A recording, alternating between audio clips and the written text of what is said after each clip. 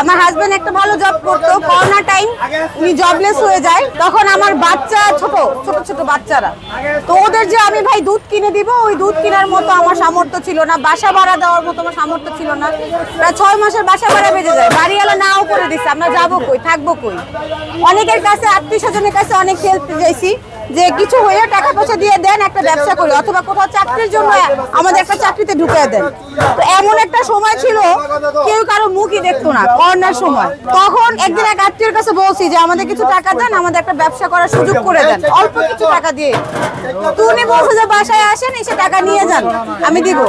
তো এমন একটা সিচুয়েশন হয়েছে, তার বাসায় গেছি, সে বাসা তালা মেরে চলে গেছে, তারপর থেকে আর ফোনই ধরেন।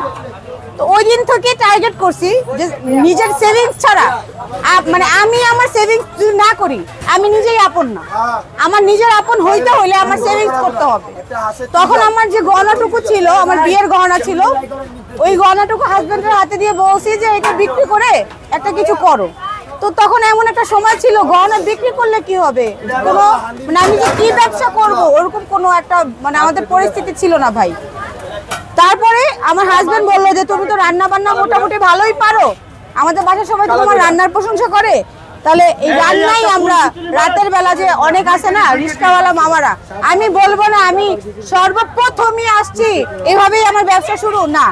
আমি যখন মানে ব্যবসাটা শুরু করছি তখন রিস্কাওয়ালা মামারা আসতো, ভ্যান গাড়ি চালাইতো, ওনারা আসতো, ওনাদের রাতে আমি ডিম খিচুড়ি খাওয়াইতাম। একদিন এক নোহা নিয়ে এক বড় ভাই আসছিল, তো উনি এসে আমাকে বলছে আপনার রান্না তো অনেক মজা, আপনি এই রান্না অনেক কিছু করতে পারবেন, আরো কিছু আইটেম করেন, দেখবেন আপনি বড় হইতে পারবেন। তো আমি ওইখান থেকে ইলিশ মাছ উঠাইছিলাম, উনি আমাকে বলছিল যে মামার মতো ইলিশ মাছ করেন।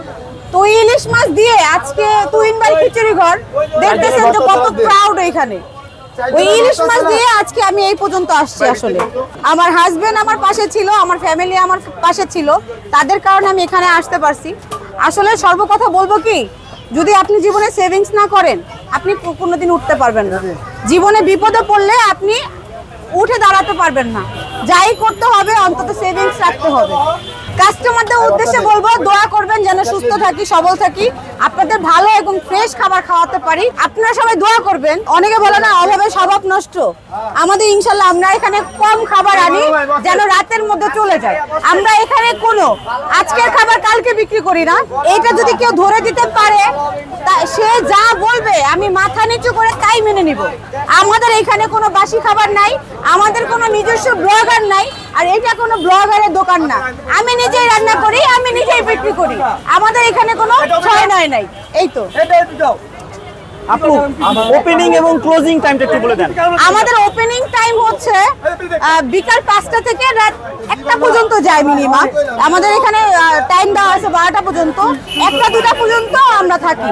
আমাদের আরেকটা শাখা আছে মিরপুর 2 নাম্বার ঈদগাহ মাঠের পশ্চিম কর্নারে, ওটা হচ্ছে তুহিন ভাইয়ের খিচুড়ি ঘরের দ্বিতীয় শাখা, ওটা সকাল 12টা থেকে রাত 12টা পর্যন্ত খোলা থাকে।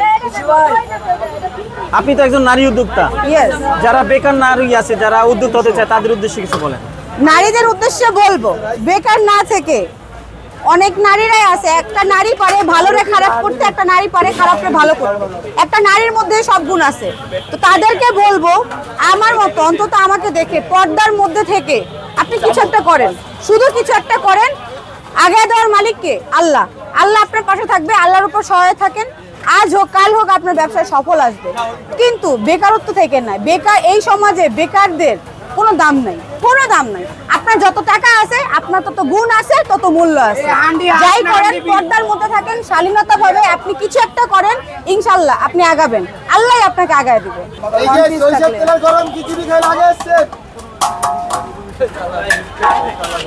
মারুফ গেল কই? 5 জনের নাকি এরা? কি ভাইয়া?